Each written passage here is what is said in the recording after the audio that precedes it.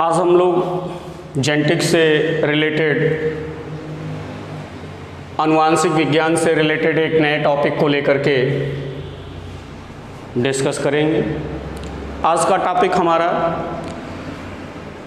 Genetics के history से related है। ये टॉपिक हमारा एनसीईआरटी से थोड़ा अलग है। एनसीईआरटी में जेनेटिक्स के हिस्ट्री को नहीं बताया गया है, लेकिन मैंने आपको इस वीडियो के माध्यम से जेनेटिक्स के कॉन्सेप्ट को दुनिया में किस तरीके से सबसे पहले लाया गया। प्रारंभ में जो हमारे प्राचीन ग्रीक दार्शनिक थे, उन लोगों का यह मानना था कि जीवों में जो विभिन्नताएं पैदा होती हैं, उन विभिन्नताओं का कारण लैंगिक जनन की क्रिया होती है। लैंगिक जनन के माध्यम से ही जीवों में विभिन्नताएं विकसित होती हैं, जिसे हमारी एनसीईआरटी के बुक ने मेंशन किया है कि 8000 से 1000 ईसा पूर्व मनुष्य को इस बात का ज्ञान हो चुका था। समाज में कुछ बहुत ही प्रखर बुद्धि के बुद्धिजीवी थे, दार्शनिक थे, प्राचीन दार्शनिक थे, विद्वान थे, जिन्होंने अपने तरीके से जीवों की उत्पत्ति के संबंध में अपने विचार दिए हैं। और उन्हीं विचारों को हमने एक टॉपिक के रूप में आज आपके साथ डिस्कस करने का प्लान बनाया है, जिसे हम आनुवांशिकी का इतिहास या हिस्ट्री ऑफ जेनेटिक्स कहते हैं। हिस्ट्री ऑफ जेनेटिक्स में प्राचीन धारणाएं या ओल्ड कॉन्सेप्ट को लेकर हम आपके पास आए हैं कि जेनेटिक्स से रिलेटेड ओल्ड कॉन्सेप्ट कौन से थे, प्राचीन अवधारणाएं क्या थी, जीवों की उत्पत्ति कैसे होती है, लाइफ कम फ्रॉम लाइफ, जीव से जीव की उत्पत्ति कैसे संभव है, जीवों के शरीर से क्या ऐसे पदार्थ, कौन से ऐसे पदार्थ, किस प्रकार के मटेरियल शरीर से बाहर जाते हैं और वो शरीर की सारी सूचनाओं को संकलित करते हैं और उनके शिशुओं तक पहुंचाने का काम करते हैं। अर्थात पेरेंट के जो कैरेक्टर हैं वो उनके प्रोजीनी में किस रूप में ट्रांसफर होते हैं, ये कॉन्सेप्ट लेकर के आज हम आपके साथ आए हैं। कि आज हम आपको ये बताएंगे कि जो हमारे प्राचीन दार्शनिक थे, फिलॉसफर थे, उन्होंने अपने तरीके से अपनी राय व्यक्त की कि हमारे शरीर के कौन से ऐसे पदार्थ हैं जो अपने अंदर हमारे शरीर की सारी सूचनाओं को एकत्र करते हैं और फिर उसे हमारे बच्चों में, शिशुओं में स्थानांतरित करते हैं, जिससे उनके शरीर का विकास होता है। इसी के अनुक्रम में जो ओल्ड कॉन्सेप्ट है, प्राचीन धारणाएं हैं, इन प्राचीन धारणाओं में सबसे महत्वपूर्ण पहला कॉन्सेप्ट आया दुनिया में वाष्पवाद, जिसे हमने वेपर थ्योरी कहा। दूसरा कॉन्सेप्ट तरलवाद, फ्लूइड थ्योरी। तीसरा पूर्व रचनावाद, प्री फॉर्मेशन थ्योरी। चौथा कणिकावाद या पार्टिकुलेट थ्योरी। और पांचवा पैंजीनवाद या थ्योरी ऑफ पैंजीनेसिस। ये 5 कॉन्सेप्ट ऐसे हैं, ये 5 धारणाएं ऐसी हैं जो ओल्ड कॉन्सेप्ट के अंतर्गत इंक्लूड की गई हैं। 5 धारणाओं को हम प्राचीन धारणाएं कहते हैं। इन धारणाओं में हम सबसे पहले बात करते हैं वाष्पवाद की या वेपरवाद की। तो आप जानेंगे कि वाष्पवाद या वेपर थ्योरी का देने वाले जो प्राचीन ग्रीक दार्शनिक थे वो पाइथागोरस थे।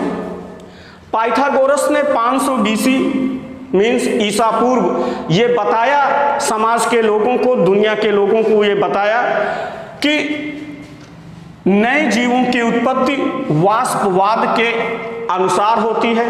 अर्थात नर व मादा जीवों के शरीर के प्रत्येक अंगों से वाष्प निकलती है। नर व मादा जंतु के शरीर के प्रत्येक अंगों से वाष्प निकलती है और वो वाष्प नर के शरीर से मादा के शरीर में स्थानांतरित होकर के एक शिशु के रूप में जन्म लेता है। अर्थात शरीर के सारी सूचनाएं वाष्प के रूप में एकत्र होती हैं और वो वाष्प, वो वेपर ट्रांसफर हो जाता है फीमेल बॉडी में और फीमेल बॉडी के अंदर से वो विकसित होकर के एक शिशु के रूप में विकसित होकर के जन्म लेता है। अर्थात वाष्प ही हमारे शरीर से सूचनाओं को एक पीढ़ी से दूसरे पीढ़ी में ले जाने के लिए जिम्मेदार है। ओके, अब हम बात करते हैं दूसरे कॉन्सेप्ट पे, तरलवाद, फ्लूइड थ्योरी। इस फ्लूइड थ्योरी में या तरलवाद में यह कॉन्सेप्ट दिया प्राचीन दार्शनिक अरस्तु ने, एरिस्टोटल ने। एरिस्टोटल के अनुसार, अरस्तु के अनुसार, जिन्हें अरस्तु के बारे में आप सबको पहले से ही पता होगा, जिन्हें हम जीव विज्ञान का जनक कहते हैं, father of biology and father of zoology के नाम से जाने जाते हैं, एक प्राचीन दार्शनिक थे जिन्होंने जीव विज्ञान के संबंध में अनेक परिकल्पनाएं प्रस्तुत किया हैं और उन परिकल्पनाओं के आधार पे अनेक वैज्ञानिकों को एक ठोस आधार मिल गया। उसके आगे उन्होंने रिसर्च करके अनेक जीव विज्ञान की प्रक्रियाओं को समझाने का प्रयास किया गया। अरस्तु के अनुसार जंतुओं के शरीर के रक्त में, आप तरलवाद पे ध्यान देंगे, अरस्तु ने कहा कि जंतु के शरीर में जो तरल पदार्थ है, रक्त है, उस रक्त के माध्यम में, उस रक्त के माध्यम से सारी सूचनाएं संकलित होती हैं। उस रक्त के माध्यम से सारी सूचनाएं संकलित होती हैं, एकत्र की जाती हैं और वह रक्त पूरे शरीर की सूचनाओं को एकत्र करके पुरुष के वीर में पहुंचाता है, अर्थात पुरुष के सीमेन में ले जाता है और उस सीमेन से ही एक आनुवांशिक सूचनाओं को एकत्र करके सीमेन ही उस सूचना को मादा शरीर में पहुंचाता है और सीमेन मादा शरीर में पहुंचाने के बाद मादा एक शिशु को जन्म देती है। अर्थात अरस्तु ने कहा पूरे शरीर का जो तरल पदार्थ रक्त है, उस रक्त के द्वारा पूरे शरीर की सूचनाएं एकत्र की जाती हैं, आनुवांशिक सूचनाओं को एकत्र किया जाता है और उसे वीर में पहुंचा दिया जाता है और वीर उस आनुवांशिक सूचना को मादा के शरीर में ले जाता है और मादा का शरीर उस आनुवांशिक सूचना को विकसित करके एक शिशु के रूप में जन्म देता है। इसी के क्रम में जानकारियां और बढ़ती गई, इसे और आगे सफल बनाया पूर्व रचनावाद, प्री फॉर्मेशन थ्योरी। ध्यान देंगे बच्चों, प्री फॉर्मेशन थ्योरी या पूर्व रचनावाद, डच वैज्ञानिक स्वैमरडम ने बताया कि पुरुषों का जो शुक्राणु है, उस पुरुष के शुक्राणु में एक पूर्व रचित जीव होता है। पुरुषों के शुक्राणु में मीन्स स्पर्म में एक पूर्व रचित जीव होता है जिसे हम होमन कुलस कहते हैं। पुरुषों के शुक्राणु में पूर्व रचित जीव होमन कुलस होता है जो स्त्री के शरीर में शुक्राणु के रूप में स्थानांतरित कर दिया जाता है और स्त्री के शरीर में उस शुक्राणु में उपस्थित पूर्व रचित जीव विकसित होकर के जन्म लेता है।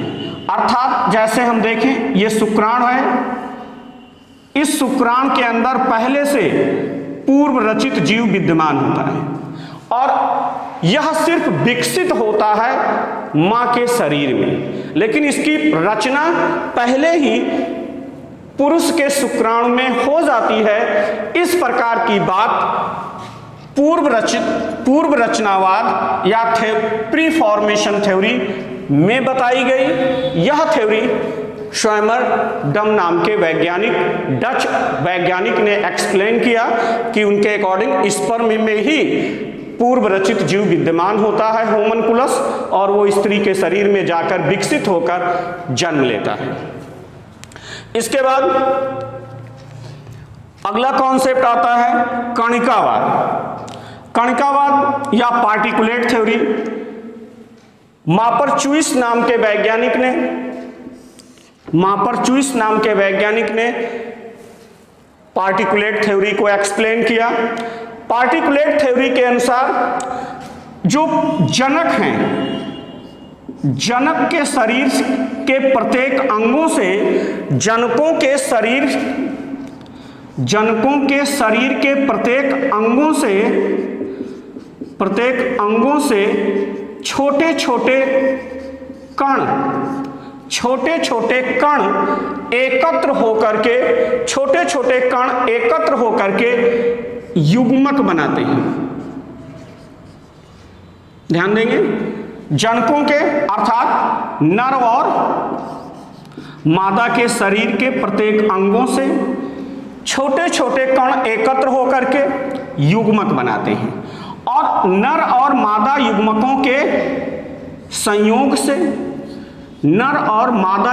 के संयोग से जाइगोट विकसित होता है, और ये जाइगोट विकसित होकर के एक नए शिशु के रूप में जन्म लेता है। मापरचुइस का कॉन्सेप्ट आगे हमें और अच्छी जानकारी दे रहा है। हमने देखा कि इस कॉन्सेप्ट के अकॉर्डिंग शरीर के प्रत्येक अंगों से छोटे छोटे कण निकलकर युग्मक बनाते हैं, और वो युग्मक विकसित होकर के नए युग्मक संयोग करके जाइगोट बनाते हैं, और वो जाइगोट विकसित होकर के नया शिशु बनाता है। ये कॉन्सेप्ट दिया गया है मापरचुइस के द्वारा। लास्ट कॉन्सेप्ट जो आया ओल्ड कॉन्सेप्ट में पैनजीनवाद, जिसे हमने कहा थ्योरी ऑफ पैनजेनेसिस। पैनजीनवाद, इस कॉन्सेप्ट को बताया डार्विन ने, रॉबर्ट चार्ल्स डार्विन ने पैनजीनवाद प्रस्तुत किया। डार्विन ने कहा कि प्रत्येक जीव के शरीर से जो छोटे छोटे कण निकलते हैं, ध्यान देंगे, जो छोटे छोटे कण निकलते हैं, उन कणों को हम पैनजीन कहते हैं, या हम इसे जीम्यूल कहते हैं या पैनजीन कहते हैं। और ये पैनजीन ही पूरे शरीर के अनेक अंगों से निकल कर आते हैं, और पैनजीन आपस में मिल करके युग्मक बनाते हैं, और युग्मक कोशिकाएं आपस में संयोग करके नए जीव को उत्पन्न करती हैं। तो पैनजीनवाद इस बात पे क्लियर करता है, इस बात को स्पष्ट करता है डार्विन के अकॉर्डिंग कि शरीर के सारे अंगों से जो कण हैं वो कण वास्तव में पैनजीन होते हैं या जीम्यूल होते हैं, और ये पैनजीन या जीम्यूल ही विकसित होकर के युग्मक बनाते हैं, और ये युग्मक आपस में निषेचित होकर के नर और मादा युग्मक जाइगोट बना लेते हैं, और जाइगोट एक नए शिशु के रूप में विकसित होता है। ये पैनजीनवाद से हमें जानकारी मिली। तो यहाँ पे हमने देखा कि जो हमारा ये ओल्ड कॉन्सेप्ट है, इस कॉन्सेप्ट में सारे दार्शनिकों ने, वैज्ञानिकों ने इस बात पे फोकस किया कि शरीर के ही अलग अलग भागों से वाष्प के रूप में, तरल के रूप में, कण के रूप में, पूर्व रचित जीव के रूप में, पैनजीन के रूप में सूचनाएं एकत्र होती हैं, और इन सूचनाओं के द्वारा युग्मक बनते हैं, और वो ही नए जीव का निर्माण करते हैं। तो इस प्रकार ये ओल्ड कॉन्सेप्ट के माध्यम से हमें ये इंफॉर्मेशन मिलती है कि हमारे पूर्वजों ने जो प्राचीन दार्शनिक थे उनके अंदर भी इतनी क्षमता थी कि वो इस बात को बताने की सामर्थ्य रखते थे कि किस प्रकार से नए जीव पैदा होते हैं, जीवों के द्वारा उनकी सूचनाएं उनके संतति में कैसे स्थानांतरित की जाती हैं।